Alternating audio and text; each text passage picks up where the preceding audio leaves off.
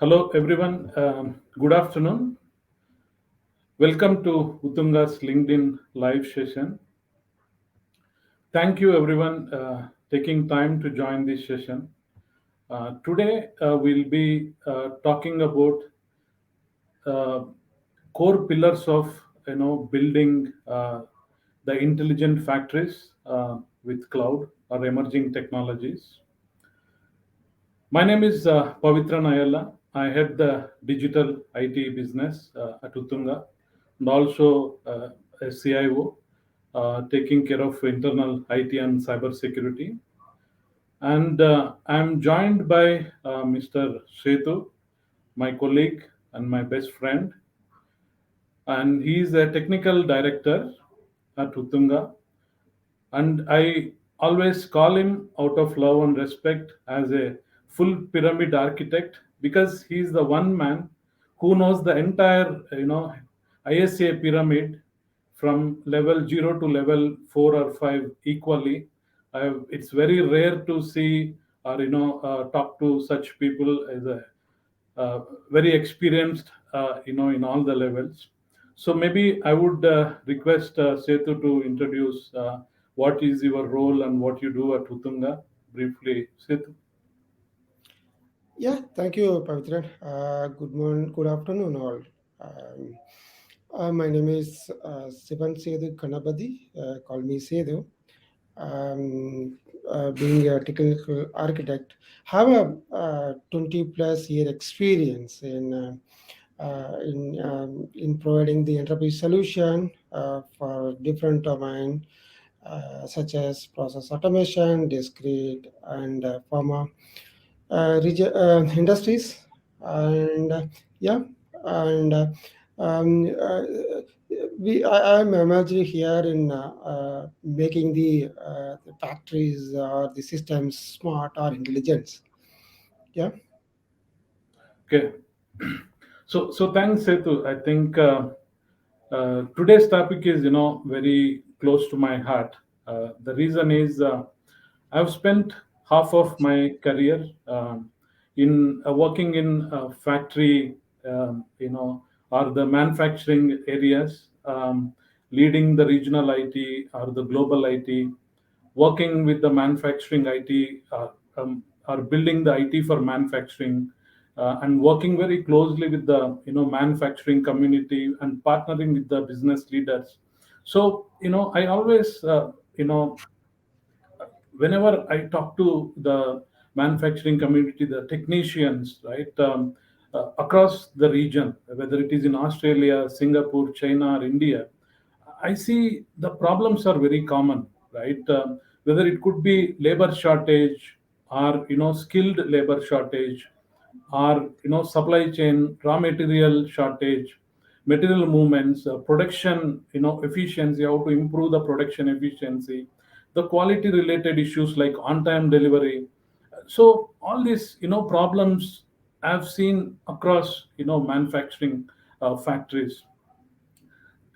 So they're all very common and very emotionally connected to the manufacturing community, especially the technicians level.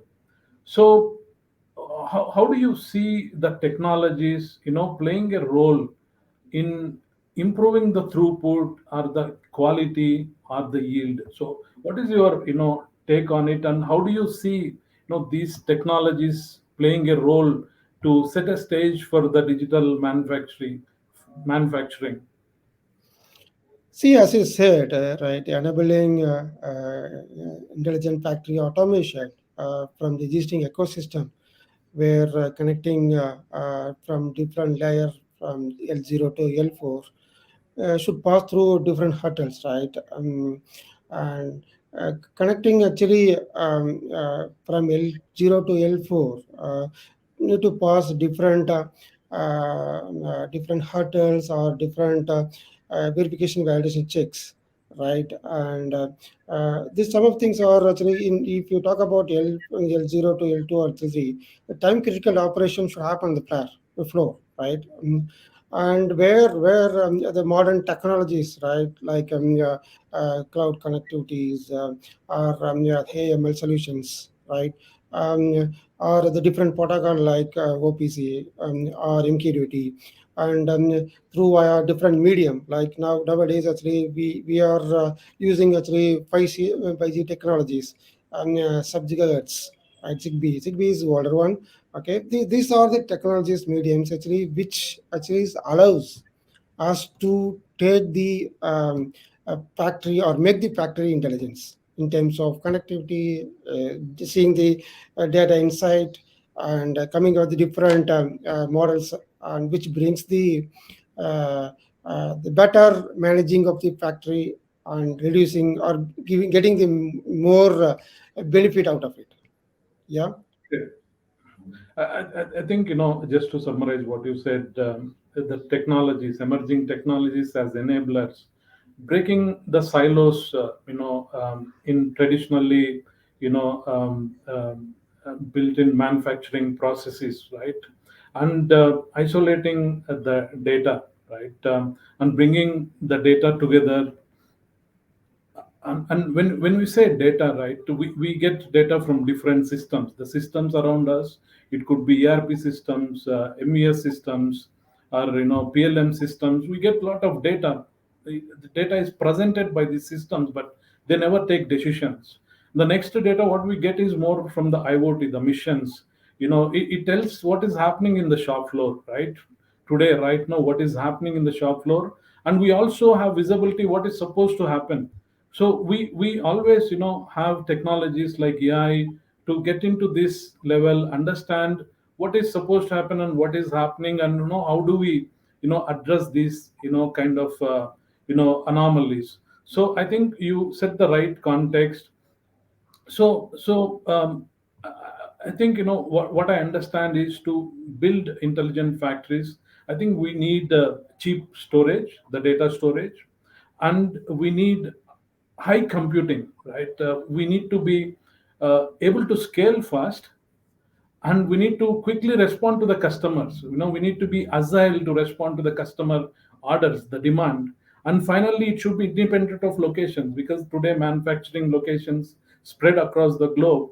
So these three characteristics really makes the cloud right candidate to build the future intelligent factories. With this, going to the next topic, right? So once we have the data, right, once we have the digital connectivity or digital thread across these systems, which is giving us integrated view. So how do you use this connectivity, digital thread, and the data what you have, you know how do you set the stage for building the stage for the intelligent factories? What do you see? How do you see the role of connectivity and data, and what is your take on that? See, first, as I said earlier, the connectivity is one of the the main area where data will comes through, right? Comes to us. When reliable connectivity is made via different technologies or the medium. Okay. Next is the data.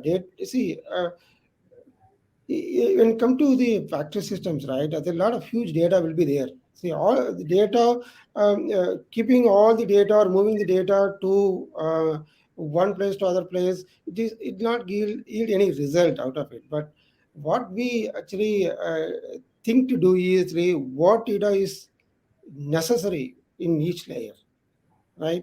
And what data is important to operate, what data is need for taking decision, better decision, right?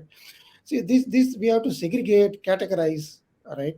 After that, after once you categorize, define the scheme out of it, and after that we have to place it where place yeah, the data in a in a better in a better region, right? Better place where, for example, actually, yeah, once the data pulled from yeah, the factory systems, right? Actually, putting in everything in the database, right? It will not make any sense, right?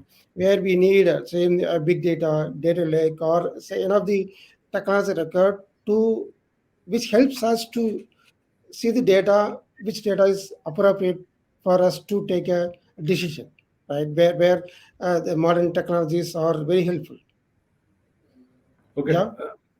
Yeah, I think another point just to add. We also need to improve the confidence on the quality of the data, right? As we just discussed, now everything is in silos, and with the technology, we are bringing that digital connectivity across the manufacturing space, but that doesn't mean that quality of data is high. So how do we handle that quality of the data? How do we gain our user community or the business confidence in the existing data? And also it helps to build data integrity around the overall.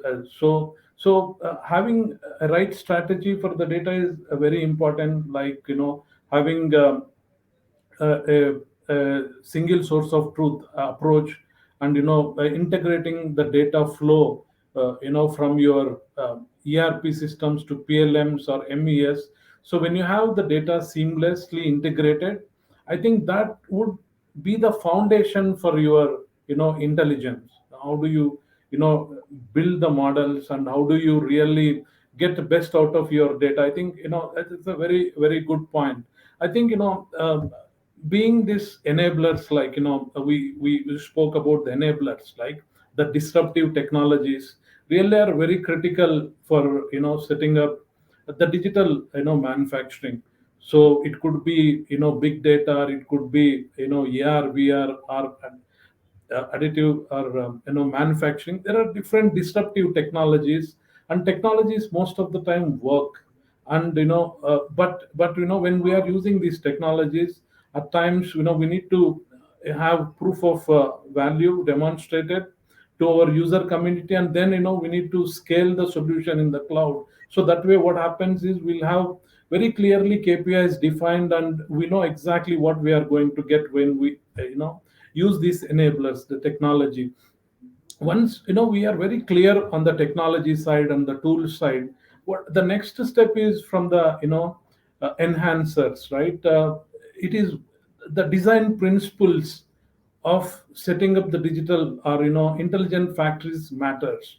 So these digital principles, the also called as enhancers, right, actually shifts the traditional manufacturing to uh, intelligent manufacturing.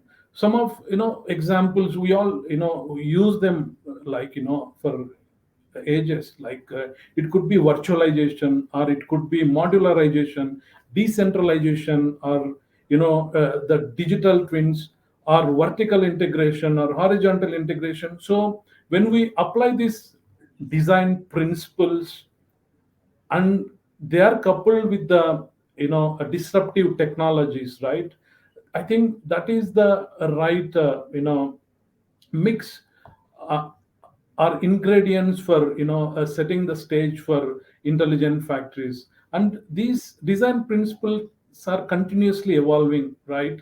If you see, like now in the industry, um, there are so many standards working on improving these standards. Whenever some new technologies like 5G comes or anything, so new standard bodies, industry bodies are coming forward, where Uttunga is really part of those industry bodies, and contributing to the spec of those bodies, like even one of the open group, OPAF, right, is very critical for the automation.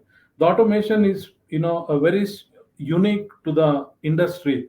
The automation what we see in automobile industry may not really work in aerospace industry, because automobile industry in a year they may make hundreds or maybe thousands of cars. When you see the aerospace, they may make only 50, 60 flights in a year. So the kind and the mix of automation is varies. So these standards, the design principles, you know uh, really plays an important role when we really have a hold on the enablers, that is disruptive technologies.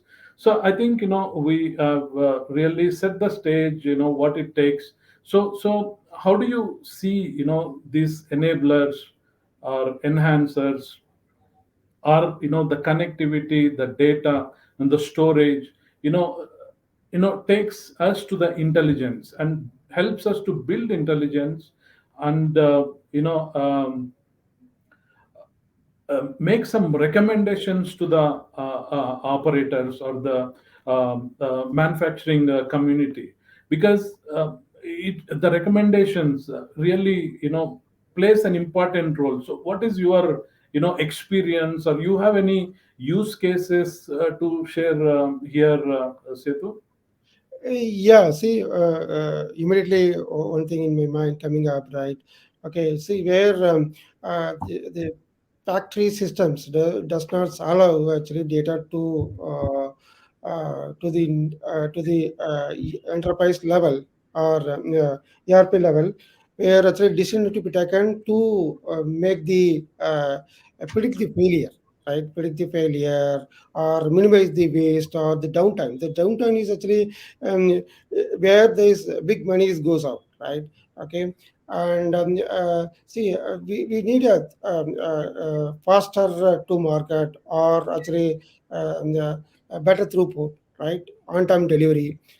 These are all actually the outcome of the actually the intelligent factory automation, where actually the faster or actually we can see that predict that demand, okay, demand forecasting, right? Where the how the materials are be used, and in a better way, okay, and based on the demand, okay. And these are the few cases, yeah, yeah, few cases actually we are seeing that actually the outcome, right? See, when we see that in 5 years before, one decade before, okay, there is no direct mechanism to predict these situations or predict the failures, and when the machines or equipments to be maintained. Okay, okay. Now actually this current era, we have different technologies, many technologies in place, many algorithms are placed. Okay, machine learning techniques are used. Okay, see, the IoT or IoTs brings lot of actually connectivity and data is in place. Okay, now even the cloud, right, actually evolved. Okay, evolved where actually uh, which with a lot of pre-built or lot of information are defined, and we can consume it. Okay, where actually we are going through, right, actually where we are getting actually 30 to 40% of, okay, manpowers, more reduction of manpowers. Okay, okay, 10 to 15% of actually overall ROIs, okay, overall TCOs are reduced.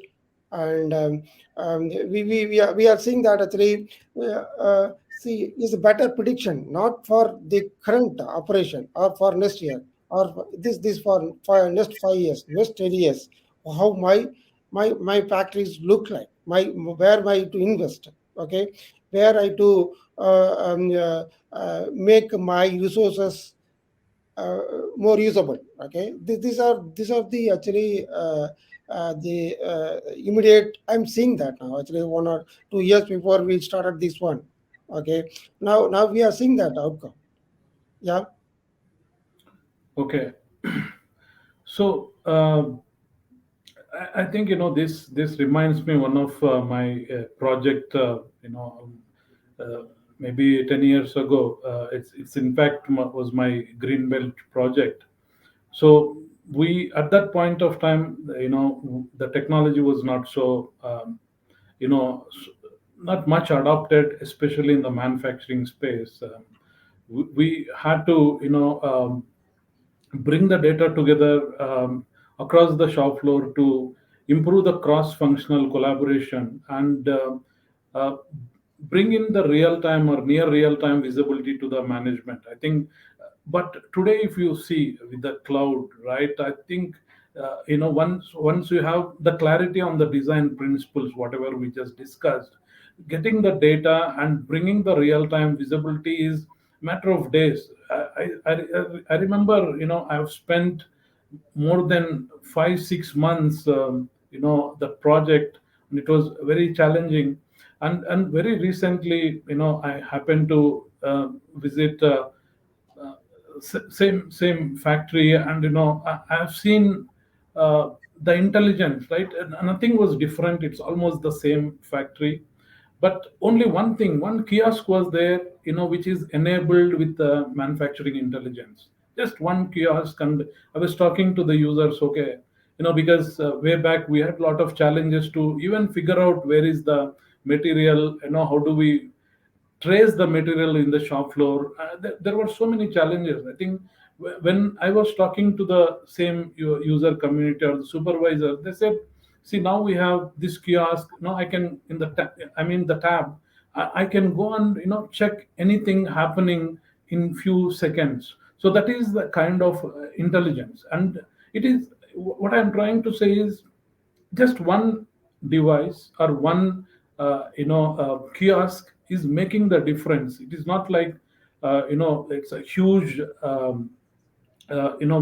equipment to be installed. Definitely we do understand, most of the factories are having the old and new machinery. It is a mix of old and new. Definitely we need to have a right strategy to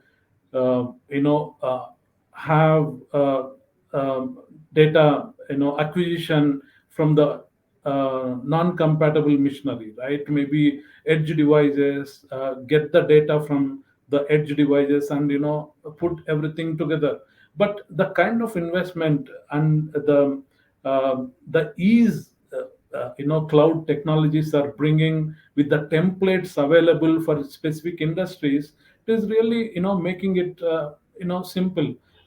I feel it is much easier than what I've done 10 years ago. And in fact, we had done integration of inventory, so the supplier organization within the company can see what is happening across the factories, how they used to create the fulfillment plan. How do they supply the material without even we placing the order? They were getting things ready before, proactively. So I think these, the data and the connectivity and cloud emerging technologies bringing a lot of efficiency, and avoiding a lot of waste, as you rightly said, reducing. Other point, right? The not only like predicting the failures using AI, we are not just limiting to predicting the failures. Even it is making recommendations to the operator. Okay, now you have a problem in so and so mission, so what you need to supposed to do? So how do you reschedule your batches in your factory, because there is going to be a failure in your, or you, how you can prevent that. Even if there is a failure in a particular batch for a different reason, it helps you to replan everything. It helps you to, even to a level, you can even plan your tooling. How do you, use the right tools for a right CNC mission for a right batch? To that level, data is enabling. So when we say uh, intelligent manufacturing, we're more or less talking about the data.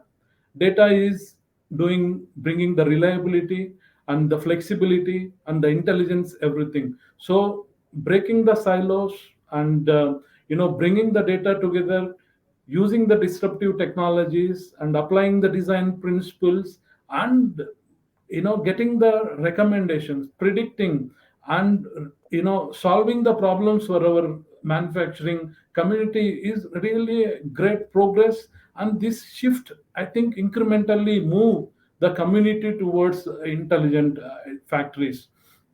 And also, I think you already covered that this is helping us to reduce maybe our the wastages or whatever. So this is enabling sustainability. So when you minimize the outages, downtime, when you reduce the waste, when you optimally plan your inventory, when you avoid excessive inventory, when you prevent overproduction, you end up creating a sustainable environment, not only good for your factory, but to the community. I think intelligent factories enabling efficiencies and augmenting the staff with the technology recommendations, and also bringing sustainability and cybersecurity. Most of the times you get being part of the cloud platform itself.